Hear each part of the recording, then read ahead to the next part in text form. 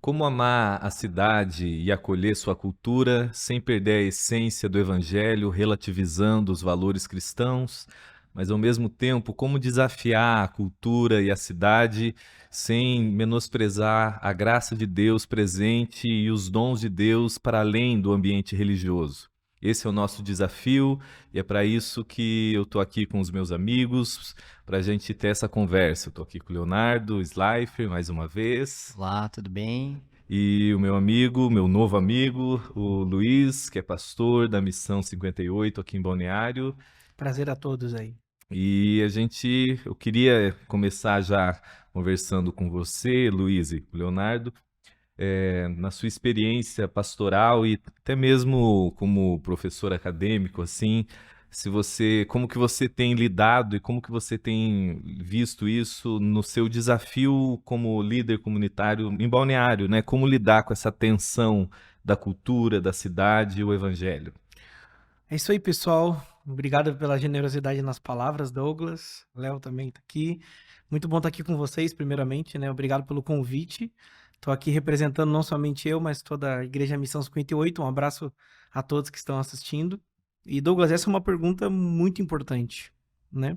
Eu acredito que a grande...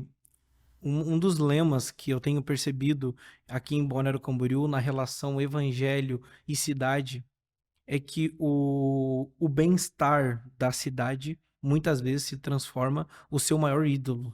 Uhum, Muitas vezes aquilo que a cidade mais tem de positivo, uhum, muitas vezes é nessa questão que se esconde por detrás os maiores ídolos dela. uhum, Então, isso se dá em várias áreas, né, onde nós estamos trabalhando. Então, pensar evangelho, pensar cultura, pensar cidade, pensar tudo isso, nós precisamos partir de um ponto inicial. E esse ponto inicial tem que ser o evangelho. uhum, Toda reflexão a partir de como nós vemos a cidade, ou como nós vemos as relações disso, precisa partir do evangelho. Eu acredito que é nisso que a nossa conversa vai se uhum. desenvolver hoje, né?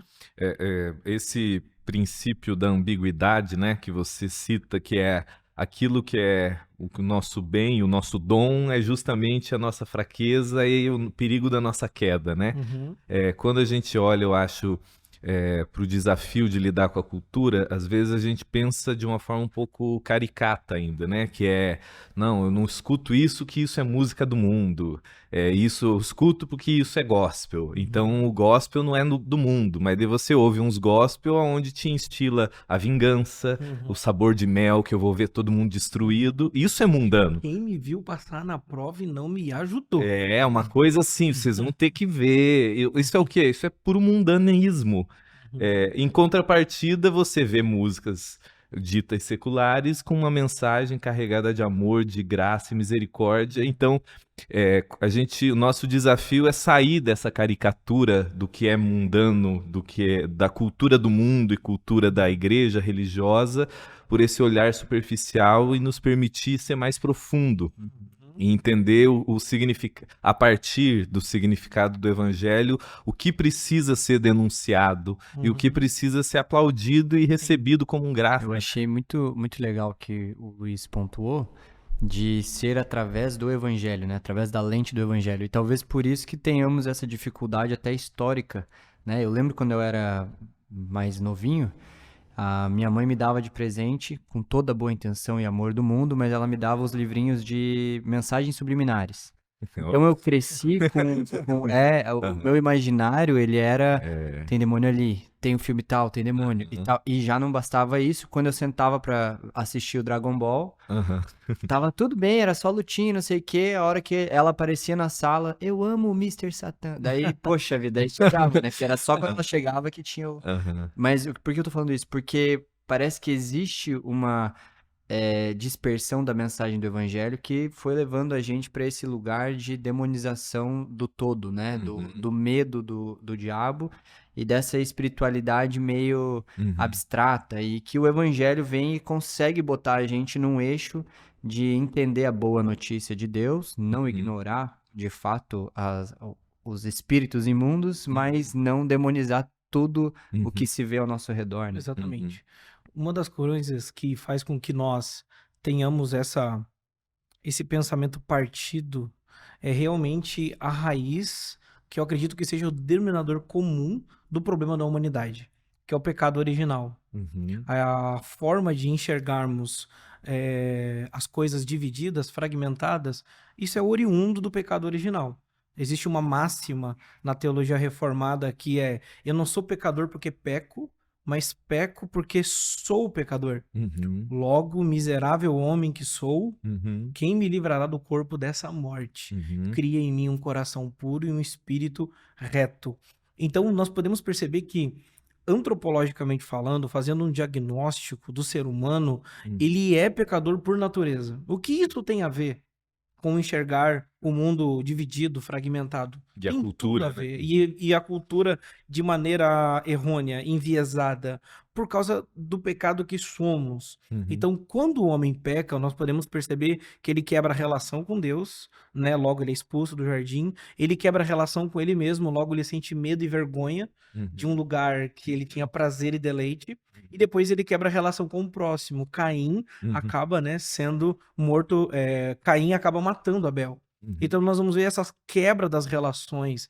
Então isso daí é como se fosse um espelho que se espatifou no chão. Uhum. Né? Esse é o ser humano depois da queda. Ele foi quebrado por inteiro. Por causa disso é que a nossa forma de pensar Deus, nós mesmos e o próximo é totalmente dividida. Uhum. Então, por que eu comecei afirmando aqui, né? Que nós precisamos pensar a partir do evangelho. Porque se nós formos pensar a partir de nós mesmos, nós vamos ver sempre fragmentados. A gente vai dizer, isso daqui é de Deus, isso aqui é do mundo. Isso aqui é santo, isso aqui é profano. Isso aqui. Então a gente sempre vai ver a partir da ótica do medo, das divisões, e não a partir da integralização de uma consciência integral que o evangelho promove em nós. Né? Eu acho que eu tava... tem um livro que a gente... de um autor que nós temos em comum, que a gente gosta, do Keller, que é o Igreja Centrada. Muito bom. E ele faz uma análise tão cortante sobre isso, que ele vai no desafio da gente admitir que até a nossa leitura do Evangelho, o nosso olhar sobre o Evangelho é limitado. Porque a gente não é neutro. A gente tem uma história, a gente tem traumas, a gente está condicionado com o mundo que a gente vive. Por mais que a gente busque uma vida íntegra, por mais que a gente já tenha, pela graça de Deus, uma consciência desenvolvida, a gente ainda enxerga em partes. Até a nossa compreensão do Evangelho, ela ainda está em processo de transformação e cura. Então, se a nossa leitura do Evangelho, nosso acolhimento dele, ainda é em partes, você imagina você conseguir fazer essa leitura da cultura. Então, por isso que às vezes a gente vai fazer vista grossa para certas coisas que são pecaminosas da cultura e vai demonizar coisas que não são, porque a nossa compreensão do evangelho está distorcida, a compreensão do ser humano está distorcido, né? E o que eu vejo que o evangelho é tão fundamental, essencial, melhor dizendo, para esse processo, é porque ele vai para além do comportamento externo, né? Vamos dizer que existe uma prática cultural pecaminosa, por exemplo, a gente vai para certos lugares que é comum, até hoje existe algumas, mais ou menos, que é comum o adultério. O homem tem a sua esposa em casa, mas a família toda sabe que esse homem tem outras mulheres. Isso é uma prática pecaminosa, ok? Precisa ser denunciada. Não é eu cantar sobre isso não é legal, eu achar bonitinho isso em novela não é legal.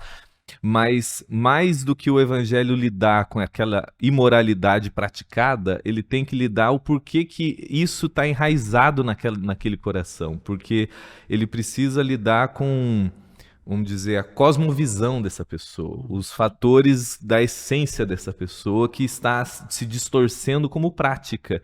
E isso em qualquer área, né? O fundamental é mais do que eu lidar com o sintoma cultural distorcido, é eu lidar com as convicções que essa pessoa carrega, a forma que essa pessoa crê no mundo, acredita o que é o ser humano, o que é sucesso. Eu sempre parto do pressuposto que às vezes, olhando a nossa cidade, Balneário Camboriú, né? A gente quer denunciar e lidar com a cultura dessa cidade, o que é santo e precisa ser, o que é divino e precisa ser validado, e o que precisa ser denunciado é o que é sucesso para essa cidade. O que é vitória para essa cidade? O que é derrota para essa cidade? O que é ser alguém próspero nessa cidade? E aí você vai ver, comparado com o que o Evangelho anuncia, aí você vai ver o choque. E é justamente por uma falha de compreensão do Evangelho que você vai ver, inclusive os ambientes religiosos, aplaudindo o que o Evangelho denuncia.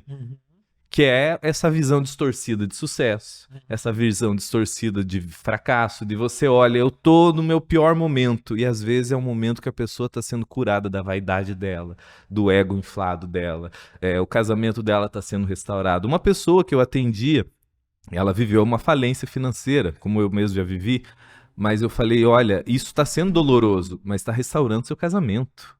Então tá todo mundo olhando, falando para você que você está vivendo um fracasso, e no olhar do Evangelho algo está sendo curado e transformado.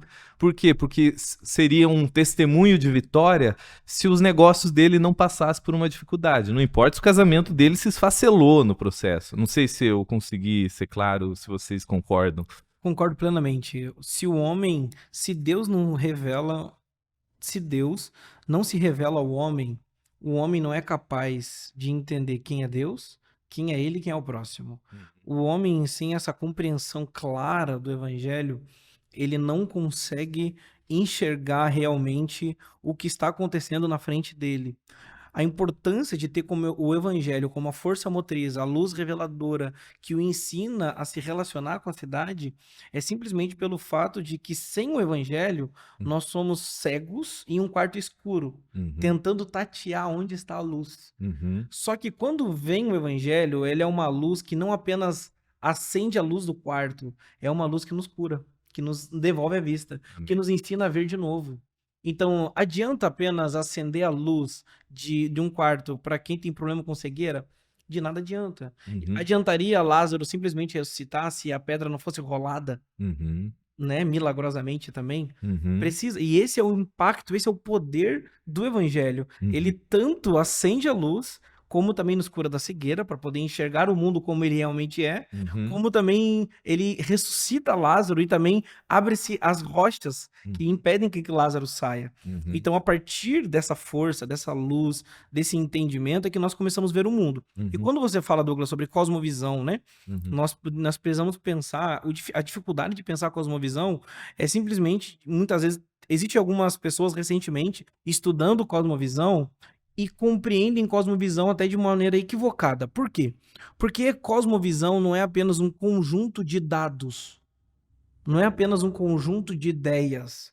Cosmovisão é parte do pressuposto de que também é um conjunto de amores, um conjunto de afeições. Porque ideias não são desligadas, descoladas de sentimentos. Então, quando nós estamos falando de existe uma maneira de se pensar equivocado sobre a cultura, sobre a cidade, que nos faz enxergar pela metade a realidade como ela é, se dá simplesmente pelo fato de que o problema não é apenas pensar errado, é também sentir equivocadamente, porque ideias estão acompanhadas de afeições. Então, se o Evangelho é a cosmovisão que nós devemos olhar o mundo, o Evangelho não apenas tem que nos dar novas ideias, o Evangelho também tem que nos dar novos amores. Amém. Logo, o que nós carecemos é além de novas ideias. Além de novas ideias, nós precisamos de um coração renovado. Então, ali, quando o Paulo diz que nós somos novas criaturas, a palavra ali também no grego metanoia, para arrependimento, não se dá apenas sobre mudar a mente, na ideia de mudar dados de informação na consciência, mas também de uma nova criatura. Arrependimento não é apenas mudar de ideia, é mudar de coração. É mudar completamente. Sua estrutura profunda é transformada. Que ele vai dizer em Efésios 4, do espírito do vosso entendimento, né? É algo muito mais visceral que está sendo tocado, né? Eu tenho uma pergunta para os dois em perspectivas diferentes, né? O Leonardo é do mundo do marketing, da publicidade. Você sentiu, pela sua consciência no Evangelho, o impacto e os conflitos de lidar com o... Porque o marketing, a publicidade vai lidar de uma forma profunda de como conversar com a cultura e vender ideias e vender produtos, né? Conflitos de consciência ou até mesmo de falar, não, isso aqui não é, isso aqui eu não faço, por questão do evangelho entrar em conflito? Teve um momento da faculdade que sim, um momento que eu comecei a formular ideias, e eu tava vivendo, parece que uma época muito conceitual da coisa. Então eu via a cultura e essa venda, essa parte mais de Mercadológico? mercadológica da coisa, e eu falava, cara, não faz sentido eu ter uma empresa que trabalhe para tal segmento. É como um vegano que tem uma agência de publicidade e vender para uma churrascaria, por exemplo. Ele discorda, mas ao mesmo Ele tempo precisa pagar as contas. isso, e alguém precisa pagar as contas. Uhum. E aí, claro, a gente entra num nicho que é uma linha tênue, que é esse capitalismo selvagem que a gente vive também, que precisa ser, de certa forma, denunciado, que também é outro ídolo cultural. Enfim, a gente vai passando pelo meio dos ídolos Claro. e apontando até a hora que chega, ó, esse aqui é o Deus desconhecido. Mas o que eu quero dizer é que, de certa forma, eu senti esse cheque no que é conceitual, o que é prático. Uhum. Então começou a ter um certo embate ali entre a cultura e a vida que em mim habita e que tipo de serviço eu estou prestando. Uhum. E claro, né, eu acho que assim como todo mundo, a gente tem o discernimento para ver o que é mais saudável e tal. Não sei se respondeu bem a pergunta. Eu acho que daí, indo para você, Luiz, como um pastor comunitário, né? Porque às vezes eu acho maravilhoso o mundo acadêmico, o mundo do pensar, por gostar de seminário, eu fiz 2, então eu sempre gostei, mas quando você vai para o mundo pastoral, né? Lidar com a dor, lidar antes de estar aqui, você atendeu já pessoas hoje. Você sabe que às vezes você tem que, às vezes você vê usando uma expressão que era muito usada no Paraná, numa sinuca de bico de como praticar isso, né? E na sua pregação do evangelho lidando com as pessoas, você teve momentos de conflito pastoral, de líder, de olhar e falar, cara, se eu fizesse a escolha, se eu pregar sobre isso, eu vou perder, literalmente vou perder dinheiro, vou perder, não, portas podem se fechar, ou você até mesmo de você ver em você ou nas pessoas que estão ao seu redor de conflitos culturais, de éticas, de olhares, porque como pastor, vamos dizer que você vai escrever um livro, você tem livro, eu acho, né? Tô escrevendo. Isso, tu vai vender esse livro. Até onde você vai lidar com o mercado de uma forma legal, vai fazer um curso, vai fazer. É um desafio, porque às vezes, por ser em nome de Jesus e usando uma palavra bem mercadológica, por ser um produto, né? Ou seja, um curso, seja um seminário que você vai dar, que vai ter que pagar as contas. Até onde a sua consciência às vezes vai e você fala, cara, será que eu estou no caminho certo? Será que eu não estou relativizando as coisas? E se isso já aconteceu, se você percebe isso? Nos sermões, acontece que algumas bases têm que ser estabelecidas antes para que essas atitudes sejam tomadas de cabeça limpa. Primeiro, para que você consiga ter, por exemplo, desenvolver uma cultura de pregação na igreja centrada no evangelho, vai ter pessoas que vão amar o que você diz e ao mesmo tempo não vão amar.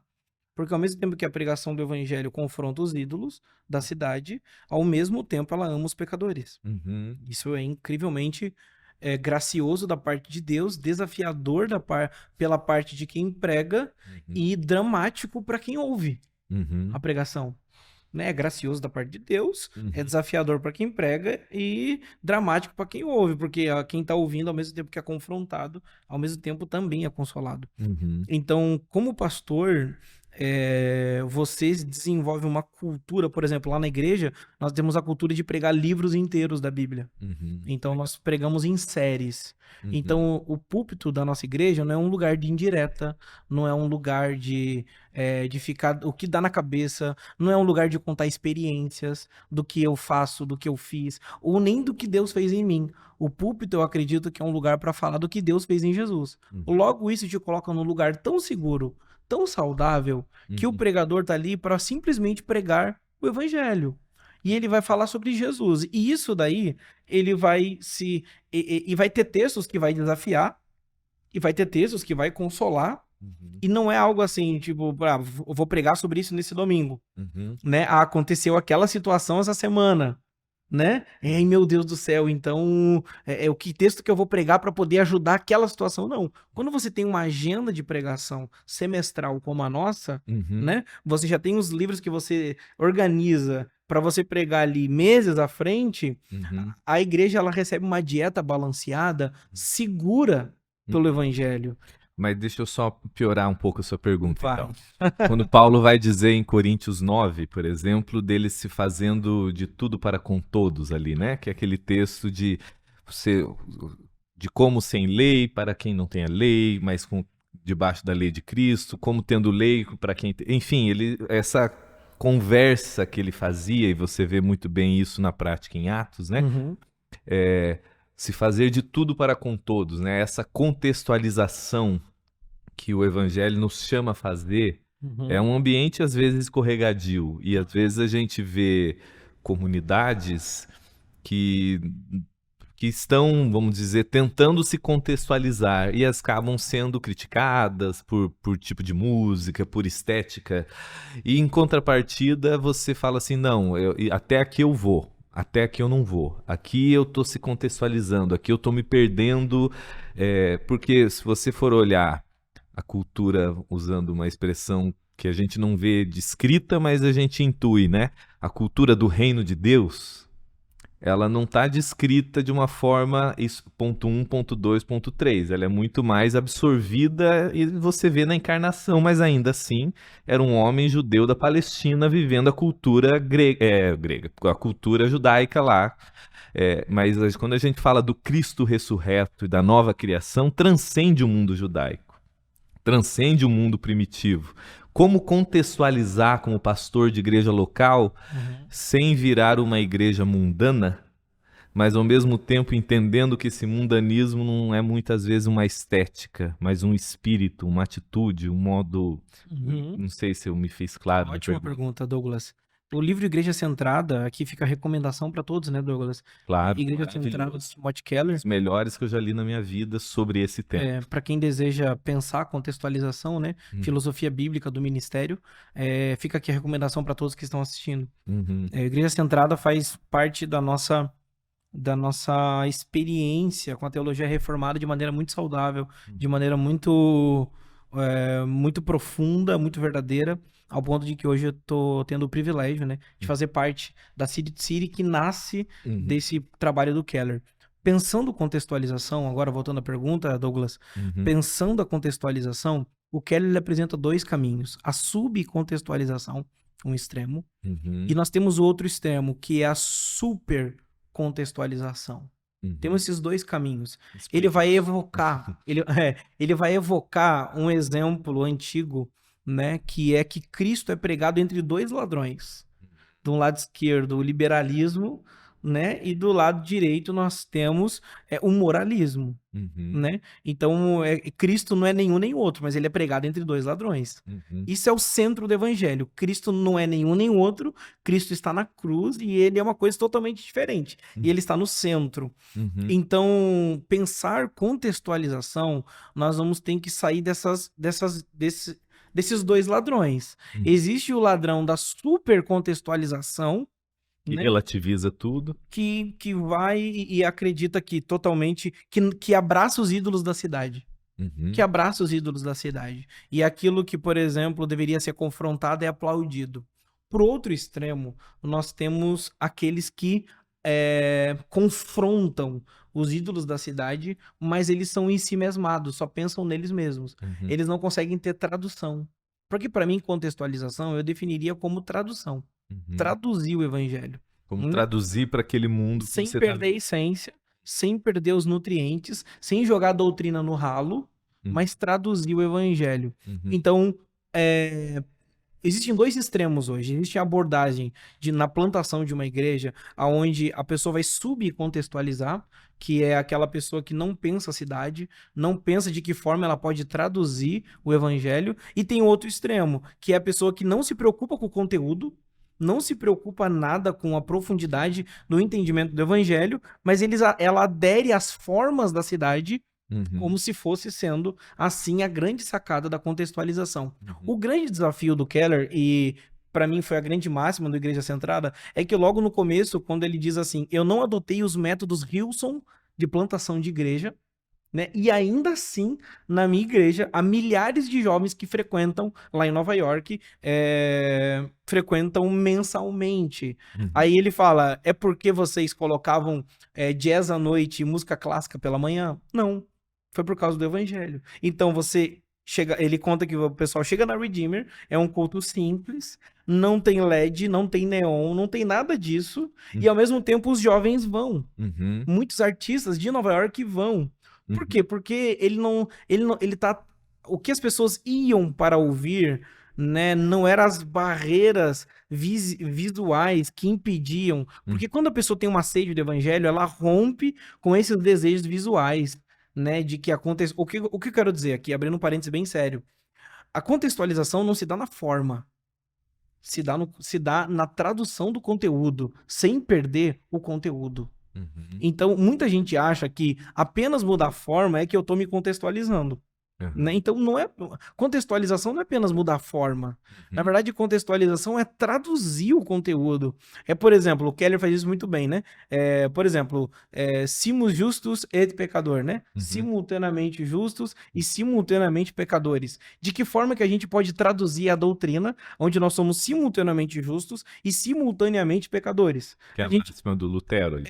De que forma que a gente pode traduzir isso? A gente pode traduzir da seguinte forma: nós somos muito piores do que imaginamos, mas ao mesmo tempo somos muito mais amados do que podemos imaginar. Eu falei a mesma doutrina, só que eu traduzi isso de forma... numa linguagem onde as pessoas entendem. Então, o foco da contextualização não deve acompanhar.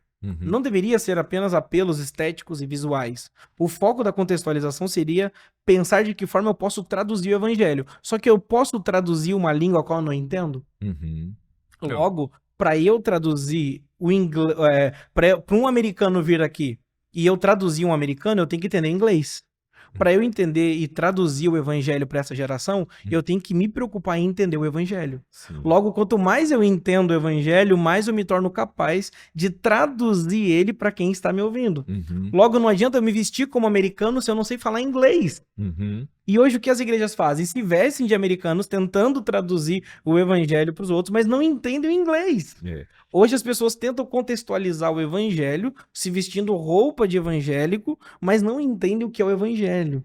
Então, a máxima hoje, o que deveria... Cria uma... Desculpa te interromper, né? Sim, sim. Eu acho que... Me corrija se eu estiver equivocado no que você está querendo dizer. Eu acho que o problema não está na estética, né? Eu não tenho... acho que não... Pelo que eu li do Keller, no Igreja Centrada, ele não está criticando uma mudança estética de forma, né? Se eu vou ter a parede preta, azul ou branca. Mas a grande importância, e é a verdade, o poder que transforma é a mensagem, a boa notícia que precisa ser comunicada de uma forma que as pessoas saibam assimilar. Porque a maneira como você atrai... Desculpa, Douglas. Não, a maneira como você atrai as pessoas é a maneira que vocês têm que sustentar elas. Se você atrai pelo entretenimento, quando você colocar evangelho, elas não vão querer. Então... Mas você não acha que às vezes... Porque o nosso desafio é se comunicar de uma forma muito mais ampla, né? Vamos dizer assim, eu estou um pastor comunitário, eu vou ter pessoas de 50, de 40, de 30, de 20. E é um desafio eu conseguir me comunicar com isso tudo, né? O de 50 tem um gosto musical, o de 30 tem um gosto estético de roupa, o de... Cada um vem... Eu tô com o empresário, corretor de imóveis, a dona de casa, faxineiro, o cara que chega de Porsche, é o pessoal que vem de Uber, tudo na mesma comunidade. E eu não vou conseguir ter, especialmente se eu não tenho uma comunidade gigantesca, fazer todo tipo, né? Eu vou ter que pensar pelo menos um meio ali. Eu acho que o problema nessa questão, eu acho que não tem, vamos dizer, um pessoal mais jovem, né? 25, 35 anos. Eu acho que o meu problema não está na música, no estilo musical. Se eu vou colocar a guitarra ou a harpa. Se eu vou ter a bateria ou aquele, não é teclado, o órgão, né?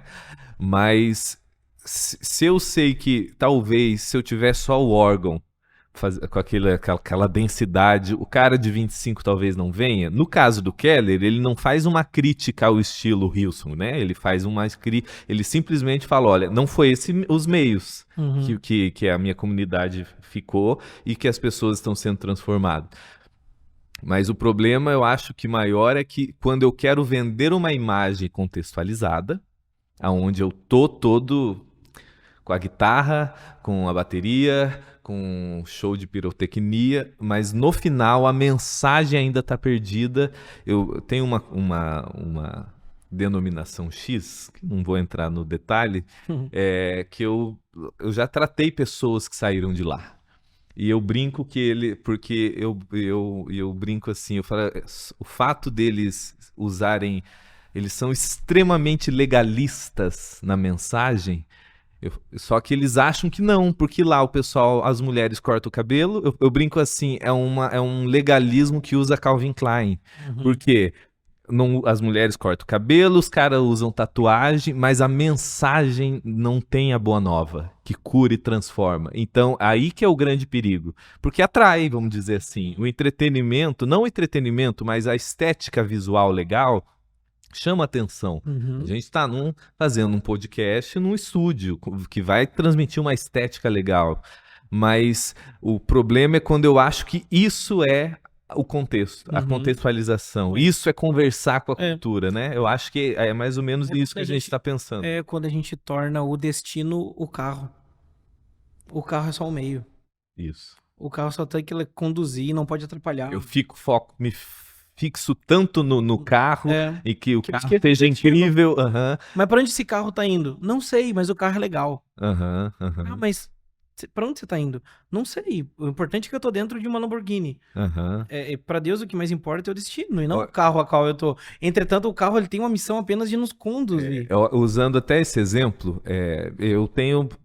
E não é uma crítica a comunidades, né? Mas é o que eu lido com a dor humana, como ministro do evangelho, teólogo e psicanalista, eu lido com dor de muita gente, sobretudo esfacelada no ambiente religioso. Eu lembro uma vez que eu atendi um casal durante um tempo e eles estavam em busca de uma comunidade. Eles me perguntaram o que eu achava. Eu falei, extremamente importante você estar num ambiente de irmãos para você caminhar junto. Mas cuidado, não é a qualquer custo, não é a qualquer lugar, porque talvez te faça mais mal. E ele falou, você vai comigo numa cidade X? Não, é em Balneário Camboriú. Visitar essa comunidade, dá para você me dar suas impressões? Fui. Olha, é isso que eu estou querendo transmitir. A mensagem em si, ela não foi horrorosa. O louvor, mas a estética estava bonita. Som bonito, música bonita, a pregação foi legal, ok, nada absurdos. Mas aí teve um momento que eles foram anunciar o culto dos homens. E como que eram? Aqueles telões super poderosos, que não tem problema com eles. Só que como que era o anúncio? Chegava um carro conversível, com aquele cara todo vestido, com uma mulher loira do lado, todo bem vestido, no carro conversível, e ele descia daquele carro conversível e falava, venha para o culto dos vencedores e não sei o quê, e saía. E eu falei para esse casal, especialmente para aquele homem, eu falei, eles não disseram nada, mas comunicaram tudo. Uhum. Porque se você tá ali no quarto culto e você não tem o dinheiro para ter aquele carro, você não é casado, você está se vendo como um fracassado, porque o culto dos vencedores, a imagem que foi transmitida para o seu inconsciente é que aquilo é prosperidade, sucesso e vitória. Então, apesar deles não terem falado, homem bem-sucedido se veste assim, um homem bem-sucedido dirige esse carro, a imagem que eles Sim. estavam se utilizando de uma cultura pecaminosa Uhum. que supervaloriza a ostentação. Sim. E eu não tenho problema com o carro. E eu não vejo Deus entrando em crise se você dirige um carro. Mas quando eu coloco isso como mensagem, aí eu estou pecando. Exatamente. A gente coloca o meio como fim, né?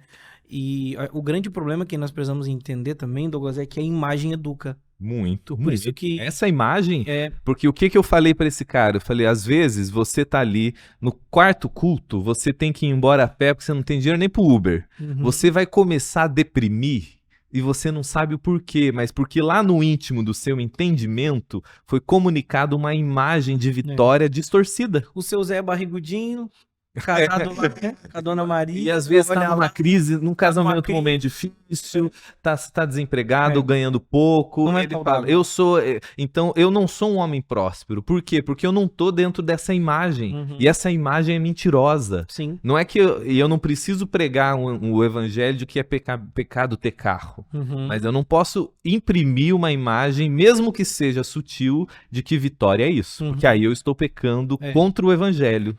A igreja evangélica moderna, ela se tornou uma leoa em emprestar e defender os símbolos do secularismo. Mas ela Nossa, é uma gatinha fraca, indefesa, com medo de defender os símbolos de fé. Nossa, foi forte essa. Repete, por gentileza. Como que é? A igreja pós-moderna é uma leoa para defender os símbolos do secularismo, Uhum. mas um gatinho para defender os símbolos de fé do cristianismo. Maravilhoso. A gente tem que entender que imagem educa Uhum. e imagem é catequizadora. Uhum. Então, por que é importante pensar também de que forma a igreja tem que se mostrar visualmente, né? E de que forma nós não podemos vender algo que não alimenta, né? E imagem tem que ser um meio que deve carregar um conteúdo, uma essência. Então, nós precisamos entender que imagem é importante, sim. Precisamos de excelência, sim. Precisamos de marketing, precisamos de publicidade, precisamos disso. Uhum. Só que precisamos entender que isso é um meio para um fim. Uhum. E que isso tudo tem que ser feito com excelência para que seja promovido os símbolos de fé do nosso cristianismo. E os O fins cristianismo- não justificam os meios. Os né? fins estão certos, exatamente. Por exemplo, eu sempre falo assim, uma pessoa que come bala, uma criança que come bala, ela tem prazer em comer bala. Mas o pai sabe que aquilo traz cárie pro dente dela, Uhum. que aquilo faz mal para ela, embora seja prazeroso, né? Uhum. Então, nós estamos tão preocupados em contextualizar de maneira que no produto final seja uma bala, Uhum. que traz um prazer momentâneo, mas é que ao longo prazo é destrutivo. Só que quando você serve uma boa comida, serve salada, serve evangelho, embora que visualmente um prato com arroz e feijão não seja tão bonito quanto um pote de cereal, Uhum. né? Não seja tão bonito. Uma torta doce de É. Nutella. Isso, exatamente, não seja tão bonito. Mas o que faz bem? Uhum. Então, o que nós precisamos mudar hoje é os novos amores. Precisa ter novos desejos, novas afeições no coração, para que nós possamos usar as imagens como tradução do evangelho para provocar novos amores no coração. Uhum. Por exemplo, não adianta se o jovem tem sede de balada, então nós vamos fazer um culto balada. Não é essa o que o mundo precisa de contextualização. Uhum. O que o jovem precisa é parar de ter sede disso. Uhum. E não a igreja comprar agenda de que balada igual igreja igual balada, não tem mais limites, onde se estabelece esses limites, porque o que se alimenta o jovem é ele entender os ritmos da graça. Uhum. Os ritmos da graça que muitas vezes silencia, que corta os ritmos da cidade. Uhum. Alguns ritmos da cidade, de fato, não tem que entrar na igreja. Uhum. E ritmos, quando eu digo, é estilos de vida, Não, estilo musical. não estilo musical, claro, com certeza. Eu tenho uma banda de folk, toco bluegrass, etc. Então não tem nada a ver com ritmo musical aqui, tem tudo a ver com ritmos de vida. Aham. Rit- Um exemplo que eu acho que a gente pode dar é quando como pastor comunitário, como ambiente religioso, eu devo tratar como que o evangelho lhe faz lidar com o trabalho, com a excelência no trabalho, lidar corretamente com as ambições. Eu acho que tudo isso é válido e se eu não aprendo ali no ambiente religioso, eu vou aprender com os coach louco da vida. Mas o problema é que quando dentro da comunidade eu instilo nas pessoas a mesma ansiedade Uhum. por dinheiro, por fama, por poder, Como se aquilo fosse sucesso. como se aquilo fosse, né? Aí eu crio as campanhas de fé, que são as campanhas do adoecimento, que a Sim. pessoa sai dali no máximo acelerada, Uhum. mas ela não sai pacificada pelo evangelho, ela fica refém dos resultados. Exatamente. Você evocou a imagem do cara com roupa de luxo, etc, né? Mostrando mostrando que aquilo seria o homem de sucesso, né? Isso. Agora, recentemente, com o fenômeno de igrejas emergentes, principalmente, Uhum. o diferencial do homem é o homem, o redneck, né? O homem lenhador. Ah, O lenhador de barba, Essa cabelo xadrez, é. né? Que é Eu conheci másculo. o Red Pill, né? Que é aquela coisa horrorosa que tem na O internet. heterotop. Né? O O redneck heterotop. é o que é o cortador de lenha. Por isso que você tá com a barbinha? Então, é porque eu não tenho queixo mesmo.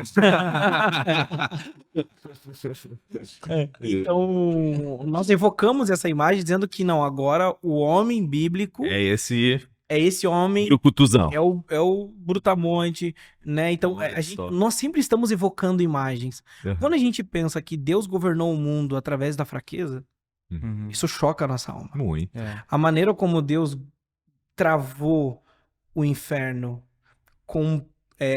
bebeu o cálice da ira, foi através da fraqueza. Né? E A a gente, vitória na cruz, né? a vitória na cruz. Então, nós vamos ver que Deus, através da cruz, estabelece um trono. E ele governou o mundo através da morte. Ele matou a morte morrendo. E ele nos dá vida ressuscitando. É um Deus que morre. É um Deus que através da fraqueza. Ou seja, é um Deus que realmente muda. Ele provoca. Inverte os valores, né? Isso aí. Então, de que forma que nós vamos vencer o mundo? Da mesma forma como Deus nos vence. Essa pergunta tem que ser devolvida com outra. Né? De que forma que nós tocamos o mundo, alcançamos a cidade? Uhum. Da mesma forma como Deus alcança os nossos corações. E de que forma que Deus toca os nossos corações? Deus aperfeiçoa o poder dele na nossa fraqueza. É. Um exemplo que eu ouvi, que me chocou da fala do Timothy Keller, uma das primeiras vezes que eu ouvi uma pregação dele no YouTube, ele contando que ele tinha, né? Ele faleceu, mas a Redeemer tem em Nova York a Fé e Trabalho, né? Que eles fazem um trabalho incrível, tem livro sobre isso, maravilhoso, porque é uma comunidade de pessoas jovens, né? E uma pessoa chegou e viu que eram muitas pessoas de várias áreas de negócio. E a pessoa falou, cara... não falou cara, né? Falou oi, né, pra ele. Que ele estava encantado na possibilidade de network que ele faria ali na Redeemer. O Keller para e fala assim, meu irmão, nós como igreja a gente não faz network, a gente tem comunhão. Muito bom. E eu achei aquilo tão forte, porque óbvio, você sei lá, tem uma banda folk, não sei o que, e às vezes toca. Então, é legal você conhecer donos de estabelecimentos e não é nada de pecaminoso nisso. Mas quando a sua vida é movida por isso e o seu olhar de busca de relacionamento é o que eu posso lucrar com isso, é uma lógica, é uma cultura mundana se infiltrando numa linguagem cristã. Tipo assim, eu vou fazer culto para você conhecer gente para poder escalonar o seu negócio. Volto a dizer, é muito comum. Volto a dizer, eu acho que não é errado, vamos dizer, a gente ter um encontro, que é melhor, então, a gente se ajudar os irmãos da fé. Não tem problema você ter uma empresa de sofá e eu saber que alguém, e a minha esposa é campeã nisso como arquiteta, de fazer as ligações, essa pessoa trabalha com isso, eu acho muito legal. Mas quando o seu olhar da vida é movido por isso, Uhum. quando o seu entendimento das relações Uhum. são assim, eu estou validando no ambiente religioso uma cultura pecaminosa Uhum. que domina hoje o mundo ocidental. Que nada mais é do que um relacionamento por interesses pessoais. Isso. A diferença do networking para comunhão se dá na definição. Networking é eu me relaciono com você pelo que você pode me dar. Comunhão é eu me relaciono com você despido de interesses pessoais, vestido dos interesses de Cristo. Aí já, Isso aí. já fomos para um outro lugar, né? É. Outro significado da. Eu estava uma vez ouvindo uma conversa, e eu vi uma pessoa querida tentando convencer uma outra pessoa querida sobre o olhar dele dos negócios. E aquilo foi me dando uma angústia, porque eu via que a tentativa sincera de um para ajudar o outro não estava dando certo, porque eu até comentei com esse amigo, eu falei, o problema é que o olhar da vida dessa pessoa está distorcido. Uhum. Porque a questão não está no dinheiro, no carro conversível ou numa relação comercial, que faz parte, relações comerciais da superfície, do trabalho. Mas o entendimento da vida. Qual é o significado da vida para mim? Uhum. O que é sucesso para mim? O que é perder? Quem Para eu vou nós. realmente chamar de amigo, né? Isso, e o que é perder para mim, porque às vezes, e na maioria das vezes, dentro da lógica do evangelho, para eu ganhar, eu tenho que perder. É. Para eu ganhar a vida, eu tenho que perdê-la. Para eu me sacrificar é onde eu floresço como ser humano. Uhum. E isso é uma lógica no mundo ocidental, numa cultura que supervaloriza o conforto, o bem-estar. Se eu prego isso, se eu trago essa cultura para o ambiente religioso, as pessoas já entrando no auditório. Ela não está mais num ambiente de comunhão. Ela está num auditório onde não me peçam nada, não me exijam nada. Apague a luz. Pague as que eu não luzes para vejo ninguém me veja. E mais, se tiver ruim, como eu só tô num auditório, eu reclamo e não volto mais. Uhum. Eu fui no shopping center gospel, Isso. né? Aham. E aí eu me perdi. E é o desafio como ministros, como pastores e líderes, é como eu me comunicar, ser relevante, ser legal, ser cool, ser legal, e ao mesmo tempo não perder essa essência e não perder a mensagem no processo, né? Sim. Eu acho, perdão, cortando vocês só. Não. É interessante essa parte Ali do mesmo. network que vocês colocaram, como isso também vem de uma compreensão distorcida do que é o evangelho, né? Porque muitas vezes, nossa, eu já ouvi amigos próximos assim falando, não, eu gosto de frequentar tal comunidade porque lá tem bastante oportunidade de network. E isso dói o coração de ouvir. Uhum. E eu lembro que em determinados momentos, assim, eu ficava olhando e essa mesma pessoa, esse mesmo estilo de pensamento, concluía que o meu ministério é esse do trabalho, meu ministério é esse de estar trabalhando o tempo inteiro, então ser um empresário, esse é o meu propósito, meu ministério, e já mesclava essas duas palavras como sendo uma coisa só, e então eu vou na igreja para o network. E é como vocês citaram, né? O que é o ministério compartilhado do Pai conosco, se não o da reconciliação, né? Então, se é o da reconciliação, não faz nenhum sentido, então, eu ir para network em vez de comunhão. Imagina se Deus fizesse network com a gente. A gente não nós teríamos para oferecer, né? Se a gente só não bebe do cálice da salvação, né? E aí, de alguma forma inconsciente, eu tô alimentando essa santidade estética, né? Eu me visto assim, e penso assim, e trabalho assim, e mostro assim, para que as pessoas se conectem. Em nome da quebra, né? Desculpa, Léo. Em nome da contextualização, não podemos abandonar o evangelho. E por causa do evangelho, devemos nos contextualizar por amor às pessoas. Isso, E tendo como referência nessa O evangelho. E a gente pode estar fazendo as mesmas coisas, mas com o significado distorcido. O que eu quero dizer com isso? Vamos dar um exemplo, um ambiente comunitário de culto comunitário, né? Eu vou fazer o momento da oferta. Eu posso dar uma ênfase aonde essas pessoas vão ofertar, aonde elas vão fazer um negócio com Deus, aonde ela vai ali movida na minha mensagem. Eu posso instigar você na cobiça, dê para ter muito, ou seja, eu instiguei o mundo em você, né? Esse desejo de posse, de mostrar, e você vai vir testemunhar aqui ainda onde é que você chegou. Então você veio e ofertou, e deu, mas no final você fez business com os céus, tentou, né?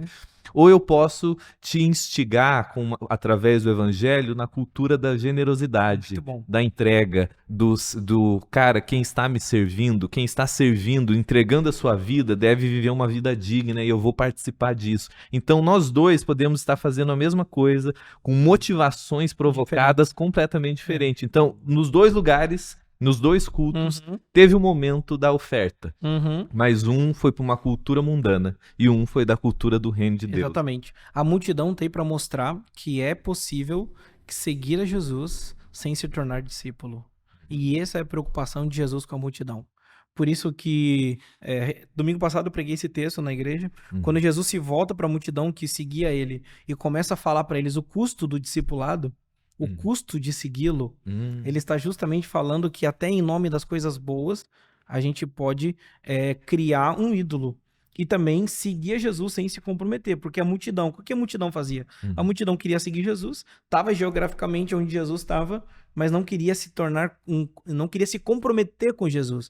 Tem um autor que eu gosto muito, Dietrich Bonhoeffer, onde ele vai falar sobre o termo... Como que você pronuncia o sobrenome? Que cada pessoa alemão. fala... É alemão. Eu falava até agora, acabei de mudar. Bonhoeffer, mas não é Bonhoeffer. Eu aprendi essa, um abraço aqui pro Teologia do Alemão, o Alex Staunhofer, é amigo meu. Quase fala em línguas, gente.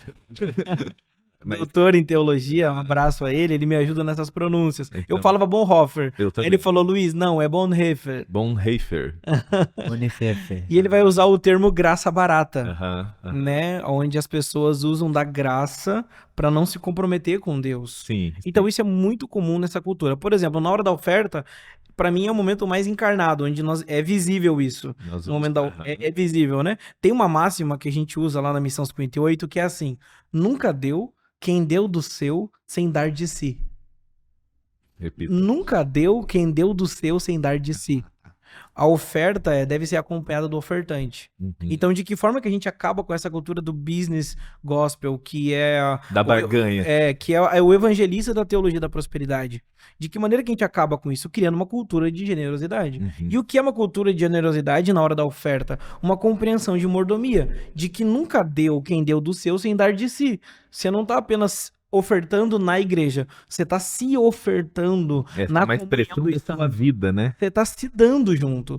Você não está apenas ofertando dinheiro, você está se ofertando tempo, se ofertando como pessoa. Você não está indo para ouvir um sermão, você está indo para se entregar como ser humano, para a comunhão dos santos. E logo a sua oferta tem sentido, tem propósito, né? Então, a gente pode pensar isso. Então, o graça barata é uma maneira que o evangelista dessa contextualização errada sem o evangelho, né? Onde a gente vende Jesus sem precisar se comprometer com Jesus. Por exemplo, a igreja é o corpo de Jesus. Hoje tem uma parada assim, muito errada. Ou seja, uma fake news. Você não precisa da igreja, você só precisa de Jesus. Você precisa de Jesus, você não precisa da igreja. Isso é tão errado em níveis tão estratosféricos, que é como dizer assim, você pode ter o cabeça sem ter o corpo, você pode querer o esposo sem querer a noiva, né? É a mesma coisa falar, você pode querer Jesus sem querer a igreja, você pode querer ser discípulo sem querer o preço do discipulado. Sim, existe um custo. A verdade e o amor andam de mãos dadas. Então, essa mensagem não atrai quem... não atrai, e por isso muitos pastores são tentados a não pregá-la, né? Porque isso vai mexer em grana, vai mexer em muitas questões. Entretanto, Deus está preocupado mais com fidelidade do que com performance. No final do dia vai ter pessoas que pregaram em nome de Deus, curaram em nome de Deus, tiveram resultados em nome de Deus, e Deus vai falar assim, se afasta de mim porque eu não te conheço. Porque o que eu busquei nessa terra era relação. E o fundamento de uma relação é fidelidade, e não sucesso ou frutos. Né? Então, o coração da contextualização é a fidelidade ao Senhor acima de tudo, acima de qualquer pressão externa. Nós, como pastores teólogos, não devemos ceder às pressões do pós-modernismo. Uhum. Nós precisamos se manter fiéis ao evangelho, ainda que custe o que custar. Né? Uhum. Ainda custe o que custar, nós devemos se manter fiéis. Uhum. Porque precisa ter os 7.000 que não se dobraram. É. Precisa ter isso. O Leonardo citou, não sei se você lembra no início, o texto de Atos 17, quando Paulo se refere ao Deus desconhecido, Uhum. né? Para mim, eu acho um texto quase que enigmático para nossa prática aqui, não enigmático de difícil, mas de complexo como ele lida com aquilo, porque se você pensar que ele chega naquela cidade carregada de ídolos, carregada de imagens, Uhum. e ao invés de simplesmente denunciar a idolatria daquela cidade, de alguma forma ele reconhece algo positivo. Ele fala: vejo que vocês são muito religiosos, olha, legal. Tipo, ele não parte com a denúncia que poderia os afastá-los. Ele fala: pessoal, bacana, existe dentro de vocês esse anseio. Então, primeiro ele se comunica com essas pessoas, para então ele fala: mas esse aqui que vocês estão buscando, eu sei quem é. Talvez não seja o que vocês imaginavam, mas eu sei quem é. Então aí o evangelho é pregado. Para mim, que eu acho, e é um desafio que eu quero que vocês me ajudem a pensar, porque o que eu vejo ali, parece que o nosso desafio ao pregar o evangelho, desafiando a cultura, desafiando os ídolos de uma cidade, de um povo, discernindo, né, o nosso discernimento espiritual de ver o que é idolátrico na alma dessas pessoas, o que em si mesmo não é ruim, é bom, mas que se tornou um ídolo para essas pessoas, o status, o dinheiro, a carreira, a família, o que for. Como me comunicar falando isso é legal, como valorizar isso e sem relativizar o evangelho, sem parecer, nossa, vamos dizer que a gente só ficar sabendo da pregação de Paulo sem saber que era Paulo, falou, ixi, relativizou. Já tá querendo atualizar demais a coisa, contextualizar demais a coisa.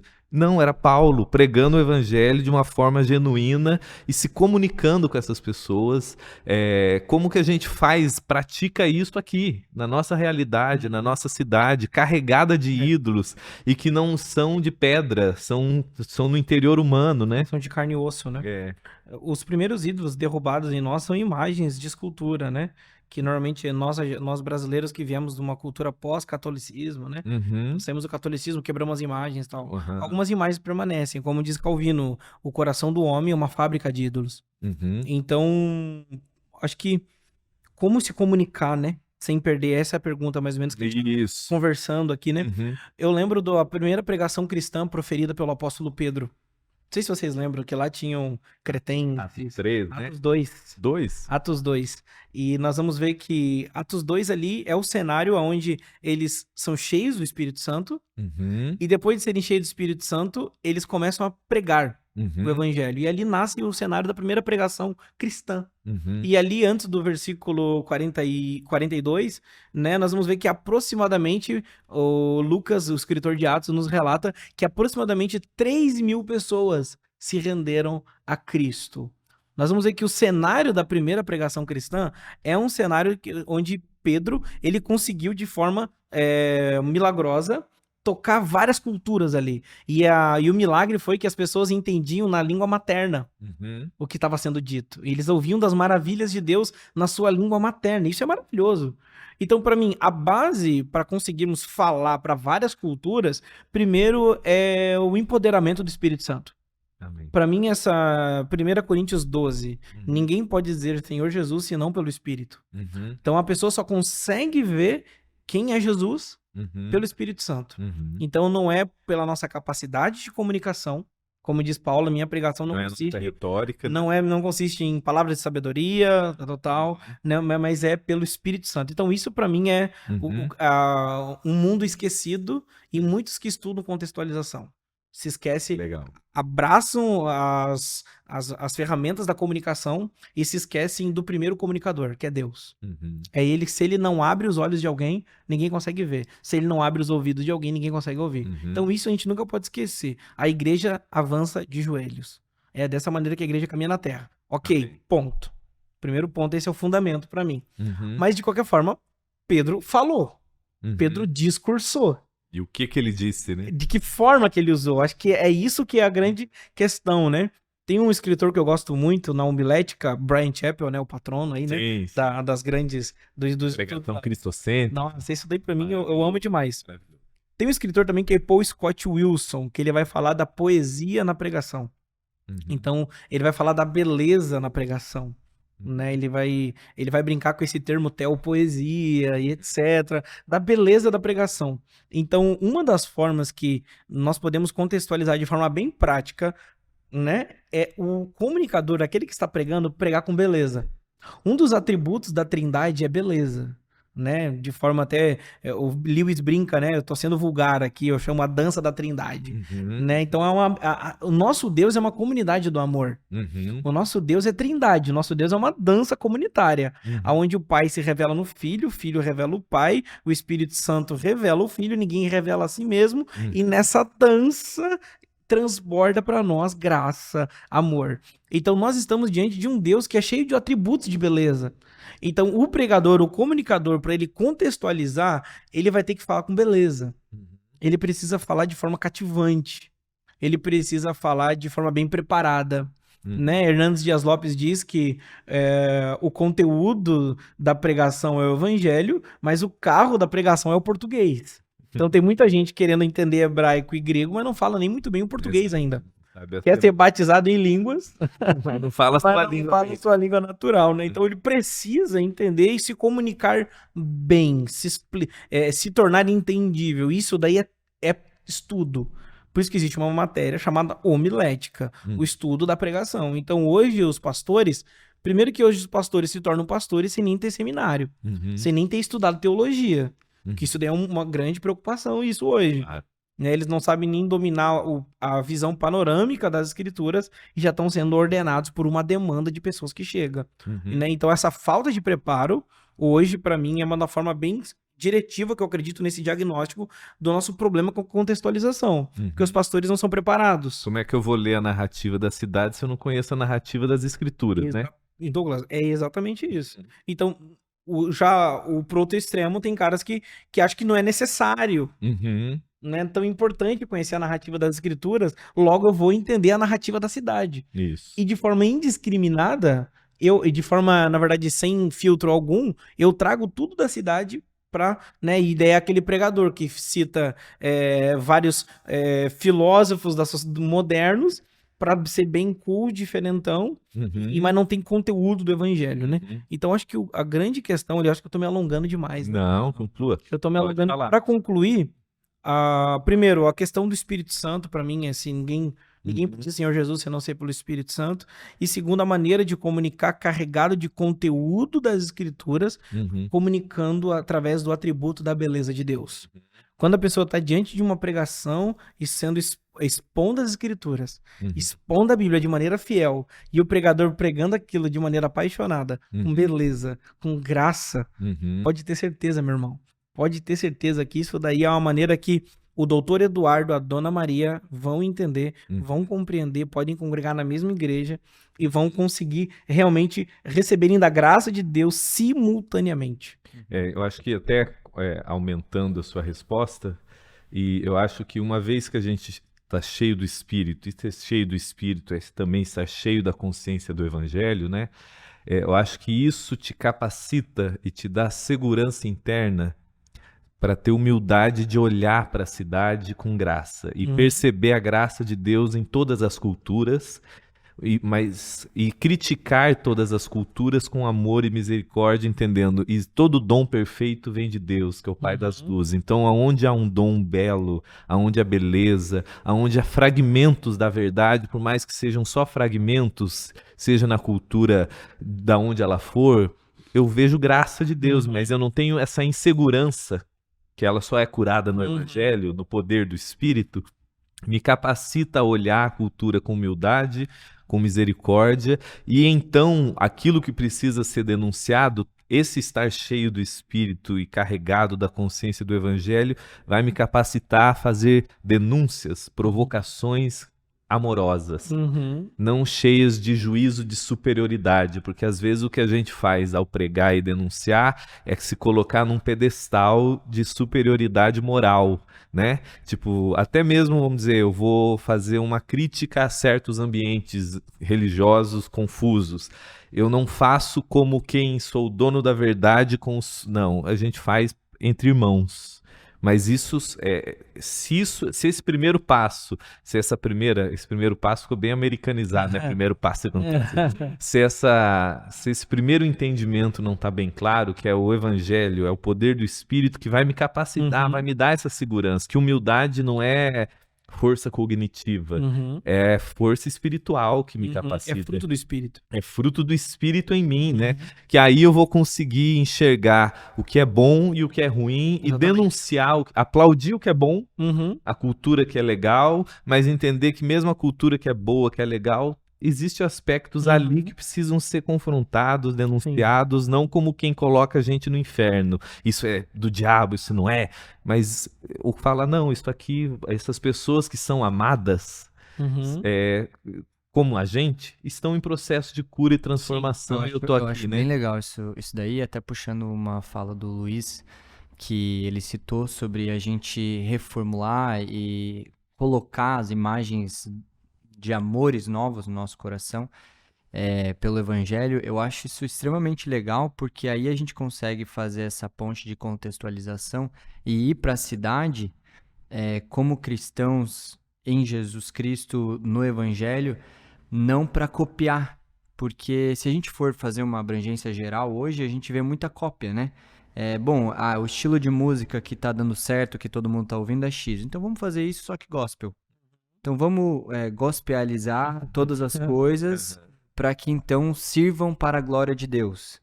E aí eu vejo que a gente novamente cai na parada de contextualizar vestindo a roupa e não trazendo a mensagem muitas vezes, né? Não realmente encarnando uma mensagem que será útil. E aí a gente fica aquele jogo de reação, né? Viramos então os reagentes ali do que está acontecendo no mundo, a gente reage assim para que... E aí a gente parece que empata forças, sendo que a gente podia simplesmente estar indo para essa nova tangente de espírito criativo, de humildade, de amor, de fraternidade, que corre por uma corrente criativa mais lúcida, de certa forma, sem deixar de usar a tecnologia, sem deixar de usar ritmos, sem deixar de usar cores, pinturas, vestimentas.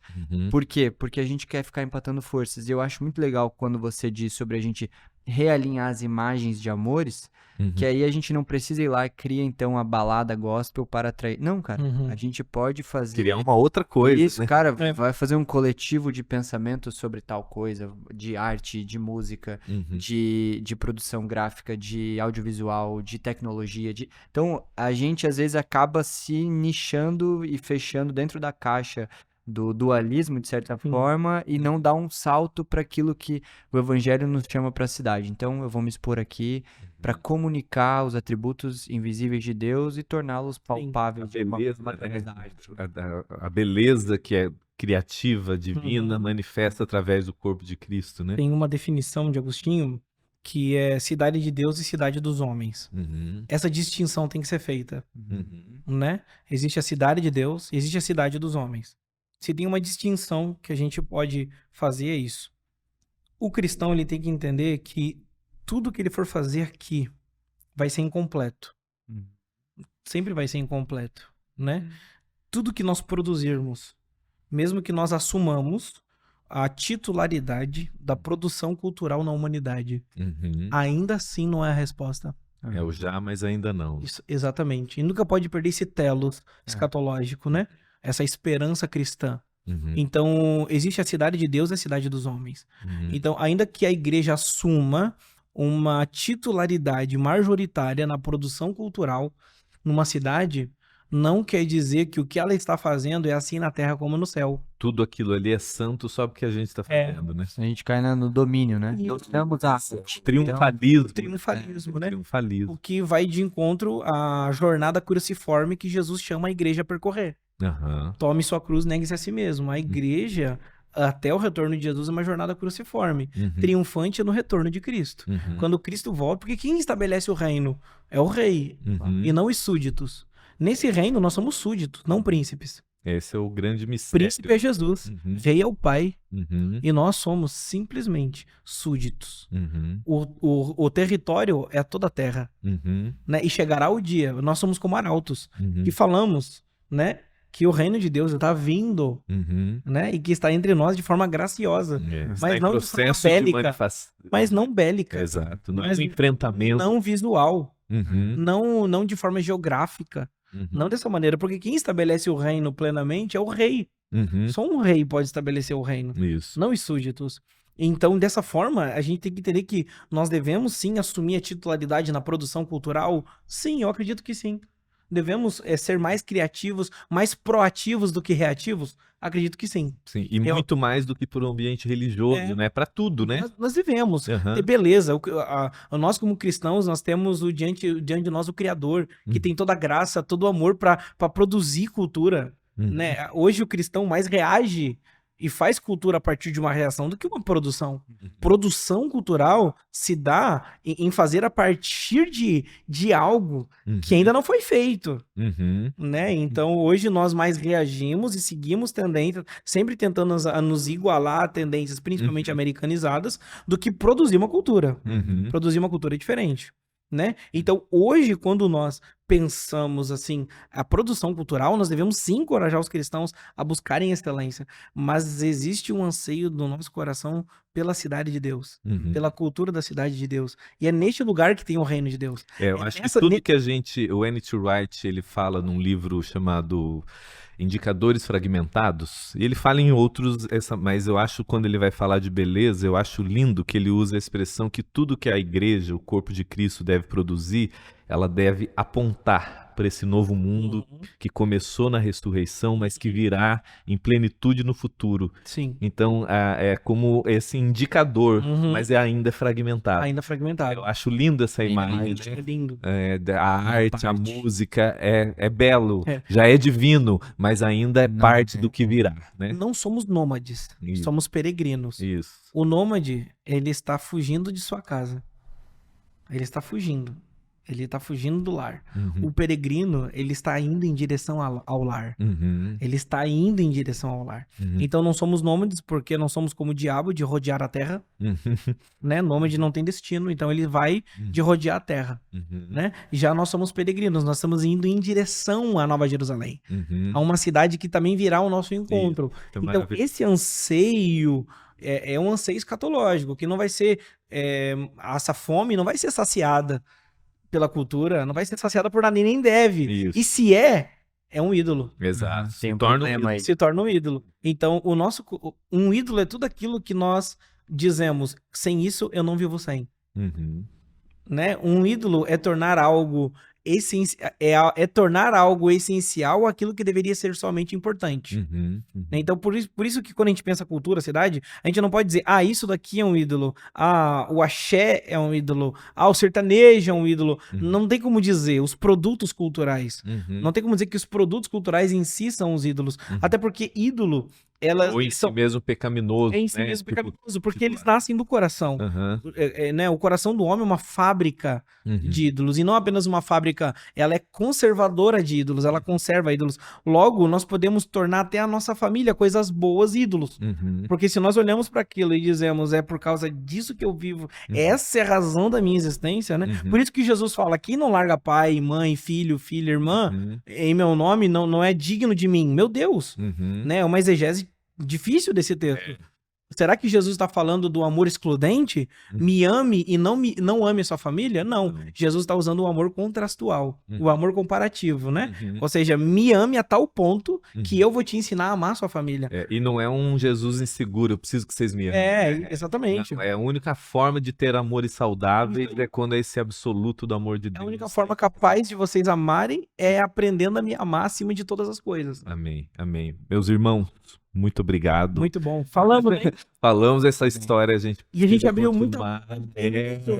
E não fecharemos hoje para fechar. Posso indicar livro antes de ir embora? Deve? Eu gostaria de indicar a Igreja Centrada, Maravilhoso. para quem deseja pensar a igreja e Todo plantação de pastor igreja. deveria ler esse livro. Autor. O Jonas Tim Madureira Keller. diz, existem livros que tu não pode passar dessa vida sem ler. É, Então, o Igreja Centrada tem do que Tim ler. Keller, né? Do Tim Keller. Outro livro do Tim Keller, Deuses Falsos. A gente falou muito sobre Isso. isso, né? Aham. Deuses Falsos. Um livro muito legal para se ler também sobre pregação, Aham. né? Pregação e Pregadores, do Martin Lloyd Jones. Maravilhoso. Eu acredito, você que é pregador, pastor, ministro, que tá ouvindo isso, eu acho que vai ser um bom livro, né? E um livro para pensar sobre peregrinação nessa terra, On the Road with Vicente Agostini, Na Estrada com Agostinho, do James Smith. Uhum. Eu acho que esse livro vai trazer uma boa reflexão É, nessa... citando Embora eu discorde do Smith, É, vale a em pena ficar algumas gravado. Eu discordo muito do Smith em muitas questões, até do próprio N.T. Wright, É, mas existem muitas coisas boas porque dele você não também. conhece tudo. É. Tá? Olha que Tô eu li, hein? tô brincando. Mas citando outro do James Smith, que eu acho que ajuda a ler outros, é a trilogia dele, Liturgias Culturais, Muito bom. que pra mim é um dos que mais me ajudou a ter um olhar profundo Sim. da cultura, das imagens Aham. que a cultura carrega, para fazer essa leitura com graça e Sim. misericórdia, mas com profunda seriedade, né? E pra quem tem preguiça de ler uma trilogia, leia O Desejando o Reino. Que é o primeiro. Não, você é aquilo que você ama. Exato. Que é um compilado Que é ainda o menor. compilado, mas eu acho que o Desejando o Reino ainda vale mais a pena, Vale, né? que é o primeiro da É mais. trilogia, né? Luiz, passa teu Instagram aí pro pessoal. Tá. Uhum. Meu Da Instagram, missão também. Luiz com Z, ponto Dias com S. Uhum. Luiz Dias. Luiz com Z e Dias com S. Da- E o da igreja é É. Igreja Missão 58. Legal. Nossa igreja fica aqui em Balneário Camboriú, entre a 4ª Avenida do Estado, na 980, número 80. Bem facinho de achar ali. Legal. Muito Show. obrigado, meus irmãos. Foi Valeu. uma honra ter esse momento com vocês. Deus abençoe vocês todos. Até a próxima. Até a próxima. Vamos lá.